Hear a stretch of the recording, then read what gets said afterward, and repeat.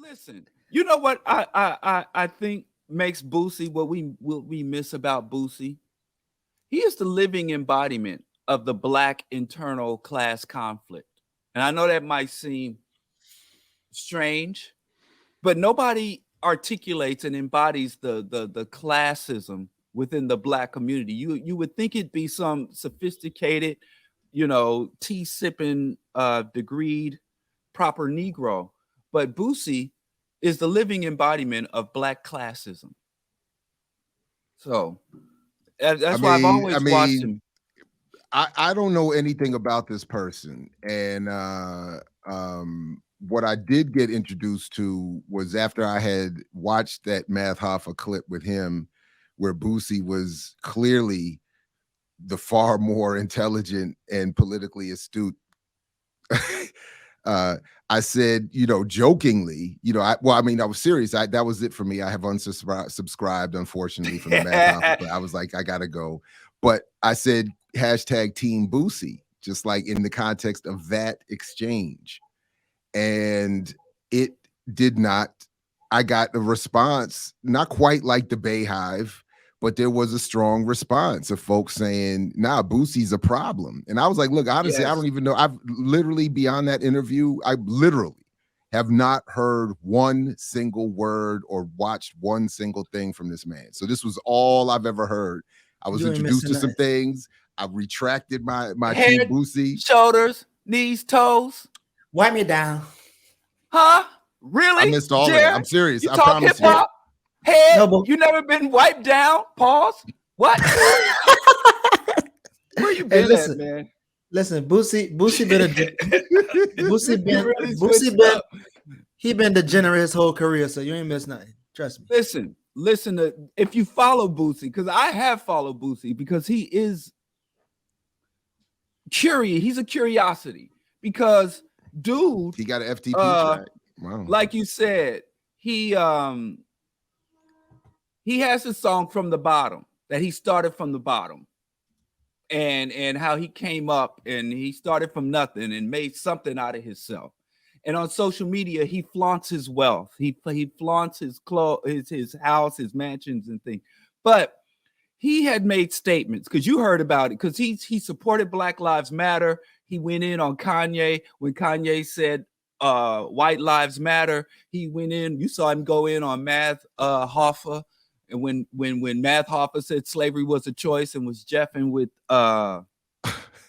Kanye. But he also made statements saying that black people are the worst people in terms of how we treat each other. We kill each other the most. He stated that he advised up and coming rappers whenever they get money to get out of the hood without any guilt. Abandon the community, abandon ship, take your money and run. But every single time a wealthy celebrity gets murdered, XXX or what's I always forget his name, Nipsey Hussle.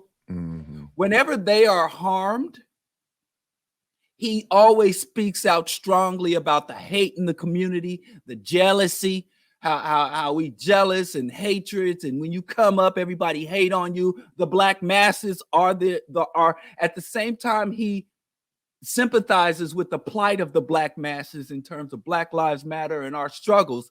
The same times he really acknowledges that the black artists and the black celebrities that get money are above and separate and should be given special consideration above the masses.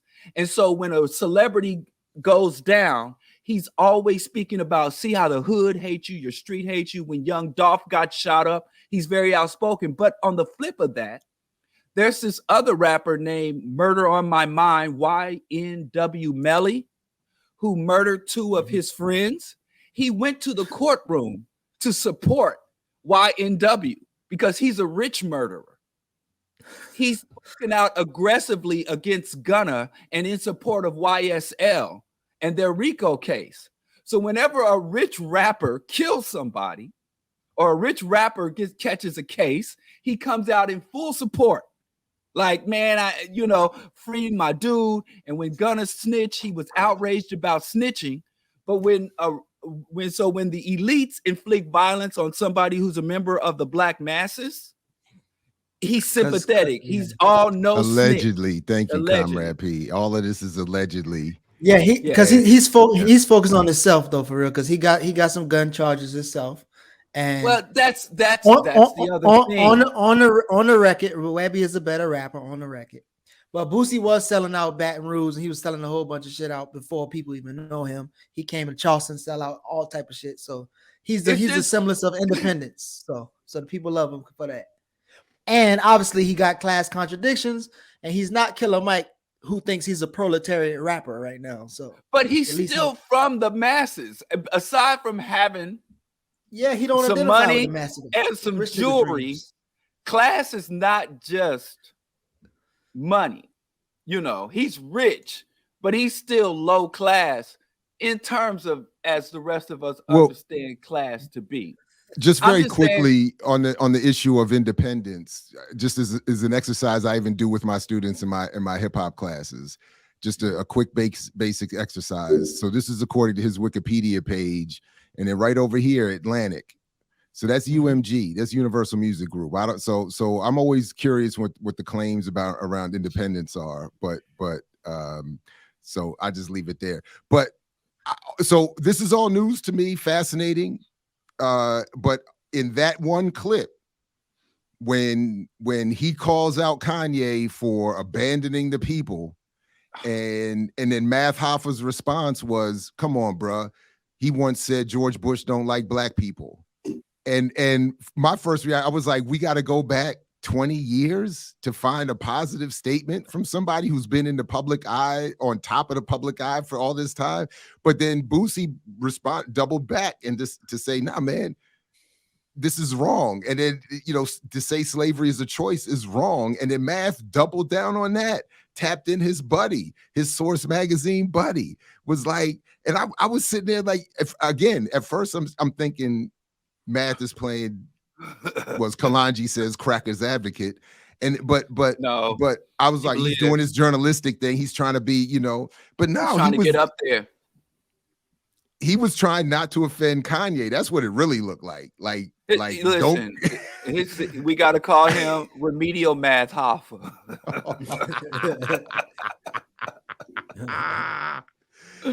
Well, I was thinking the other way. If he doubled down on the Hoffa part, and his ideas and his logic got dead and buried somewhere. Got shot. That's too convoluted. That's too complex. His logic got shot in the head and buried somewhere.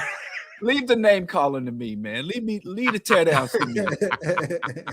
Because that's too going on the Hoffa, trying to ride the Hoffa side. That's just too much. All right. Explaining the dude, labor union and mafia, that's just too much.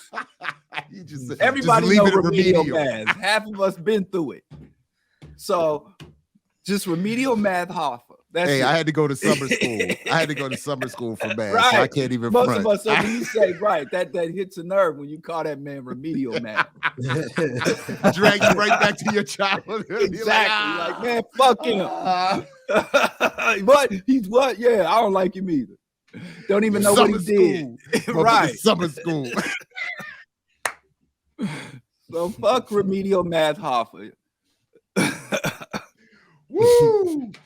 Oh man. And you can get away with that now, Diallo, because he's a grown, mature man. He's not gonna swing on you anymore. Oh, that's great. Oh, y'all remember that? That's all I know about. I'm talking about you don't know about Boosie. Woo. All I know is when he swung on that dude in the battle. Oh, it is a couple of them. He swung on a few of them. Fully. I was supposed to battle, but he was scared. But since he ain't here,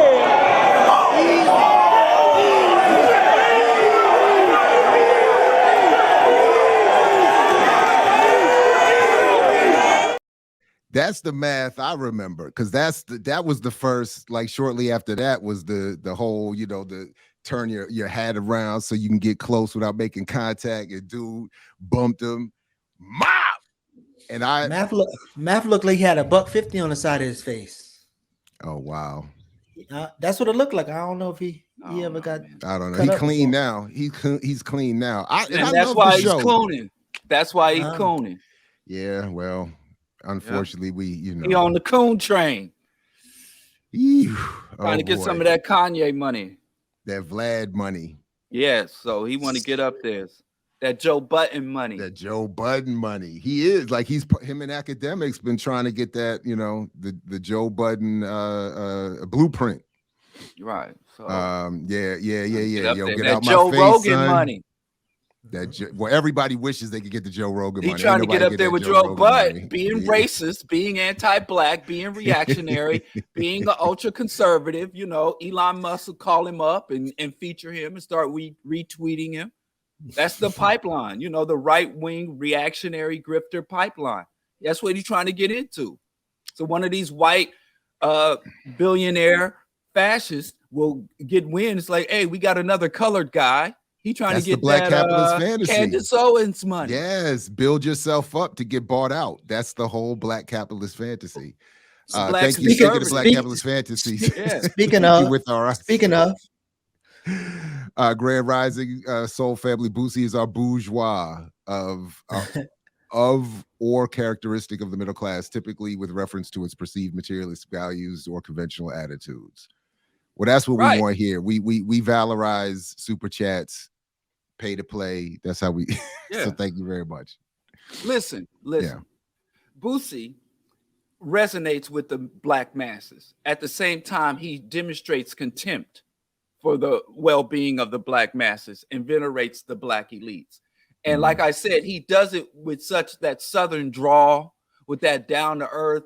I ain't changed. I'm from the hood. You can take me out the hood, but you can never take the hood out of me. So, all jokes aside, from a class analysis perspective, Boosie is an interesting character that could inform us a lot about making it out the hood or what it really means to make it. Because, like I said, he's always talking about, he hates Gunna because Gunna snitched. And at the same time, when Nipsey Hussle comes, he condemns the streets. That's the streets ain't got no love. They kill you. They hate. They jealous in the streets. A bunch of haters. But then as soon as the black rappers and black public figures who literally promote and profit from the mass slaughter going on in the streets amongst black youth, the moment they are touched by the very thing they propagate, he flips and goes back and forth, and nobody notices because the dude's so down home, so soulful, so around the way. Just a curiosity. I hear you, Anthony, and that Doc, like many of us, is from an inferior education. It's not his fault. I mean, I hear that argument, and so it's not even. No, I hear that, but at a certain so. Hold on. My only point would, one point for now would simply be, but at a certain point, I don't have to engage it. Now, I will say that for a time, now I'm not entirely sure if it was Math himself or somebody running his social media, and at one point or another, I think it went from the former to the latter. In other words, at one point, I think we were interacting as him via Instagram. And I was trying to point out to him a couple of things. Like, I love the show, I love the platform, but maybe you want to talk to so-and-so or think about this. And there was some back and forth. Then it seemed to switch to be more of that sort of professional kind of, boilerplate kind of response. Like, hey, thanks for checking us out. Like that kind of thing. I was like, I think somebody is taking this over. But my point is, Anthony, like, I even tried to reach out to be like, look, maybe, I even joked at one point, could we blend crews at something, like I would love to have our BPM crew interact with his whatever, but it just kept increasing. So my point is, I'm not, I just don't agree with the analysis. And at a certain point, we have to be able to be critical of it, and we have to be able to be aware of our shortcomings. The last point I like to make about that is that most of my favorite people, starting with George Jackson, all came from those same backgrounds. I myself came from a similarly class-based, poor, inferior education, particularly when it comes to black radicalism and economic analysis. We all get a bad education. So nobody is being prepared from birth institutionally to have a proper analysis of this situation. I just think at some point you have to be willing to be, or there's a point where the critique takes over. And all I'm saying is, at this point, I tried to reach out, I tried to build, and now I just don't want him in my media diet. So that's it. But I'm sorry, come on. No, go ahead. So after you finish, we can go to some media diet anyway. BT. We got to stop with that, believing that every coon, sellout, backstabbing traitor, it just ain't properly educated. Bless their heart. They didn't just have that dangerous mind, inspirational teacher, or whatever. Education and training are two different things. We don't get education from the school system. We get training. We get instruction. But education comes from life and your community. We have illiterate revolutionaries. We have people who never had any formal schooling, who couldn't read or write their own name, going back to chattel slavery, who understood exploitation, oppression, and more importantly, they understood solidarity. And they had empathy and solidarity for their own people. And most of the biggest sellouts got PhDs. They got high degrees. And they've had some exposure and access to the best education. It's not his lack of education. In fact, a Black person can be educated and understand all the intricacies of oppression, exploitation, and racism and be like, I can get some money for this. And they utilize their education to exploit, to target, to appeal to Black people, and to present themselves as an ally who want to enrich and empower Black people. At the same time, they're exploiting and being assets and allies of our white oppressors or our other enemies. So it's not his lack of education. It could very well be his quality, high quality education. It's not, he's not doing this out of ignorance. Can we just acknowledge that sometimes people are shitty? Sometimes people know exactly what they're doing when they wrong us. They know exactly what they're doing when they go on massive platforms to speak to millions and thousands of other people of multiple races and say some of the most backward shit in order to raise their profile, in order to signal to other people who got resources that they can be trusted, that they want to come up, that they're ready to be initiated. It ain't his lack of education. It's his lack of solidarity. It ain't the education. I mean, you don't need no complex or quality education to know right from wrong. Toddlers know that. Well, I mean, I think, but there's inducement and discouragement to certain choices as well. So that's why I usually don't like to speculate on why someone has I like to just judge the overt political act or analysis, and in that sense, I think it protects from all this kind of speculation. I get your point, Diallo, but I just, the conclusion in that moment was Boosie was correct, math was incorrect.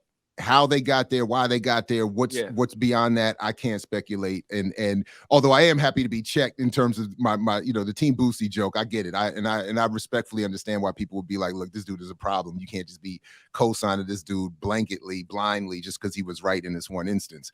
But that said, anyway. But you were Team Boosie in that exchange. You don't even know. Like I said, you never been wiped down. Pause. It ain't like you was wrong being Team Boosie in that, but you weren't speaking overall. I wasn't. You were just speaking about correct. In that particular exchange, you agree with Boosie. And I don't think that's. No, I just think, but I understand why some felt, especially when I started to see what he's been accused of participating in and supporting, I understand why there would be some who would be like, hold up, let's just make sure Jared hasn't gone too far. And, and anyway, that's all. That's broken clock.